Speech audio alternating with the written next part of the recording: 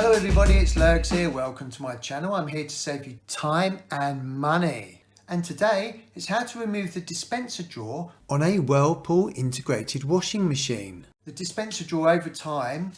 Esther! Hello?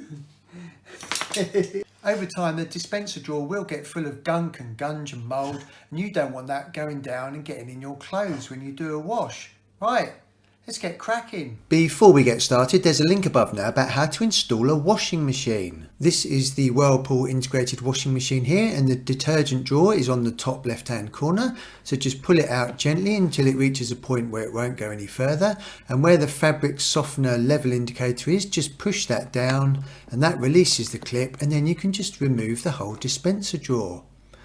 As soon as we've got that out, we can have a look inside here, and what we want to do first is take a hot soapy cloth and give this a really good clean inside. Whilst I'm doing that, there's a link above now about what to do if your washing machine is not draining water.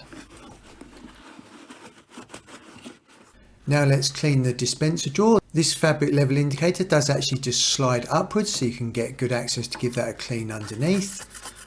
So let's just give this a really good clean. So take your wife's toothbrush, and with hot soapy water just scrub out all the mould and gunk and gunge. Lurgs, have you been using my toothbrush for cleaning? No. This is quite difficult filming with one hand and scrubbing with the other hand. Obviously I'm going to cut this footage short, so just give it a really good clean, and then eventually after you've given it a good clean it should look like this, and then it's ready to go back in. So just line it up with the grooves and slide it all the way home. Whilst we're doing a bit of maintenance, it's definitely worth checking the rubbers on the inside of the washing machine, just to make sure they're nice and clean. Again, you can take your wife's toothbrush if it's really dirty and give that a good scrub.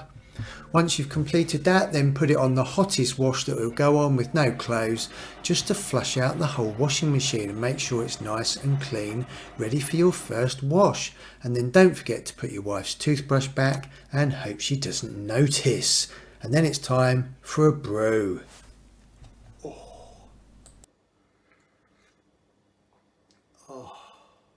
If you found that video useful, please subscribe by pressing this button down here so you don't miss more videos on how to save you time and money. If there's any other useful videos around here, then please select those now. Thank you for visiting my channel everyone, I really appreciate it.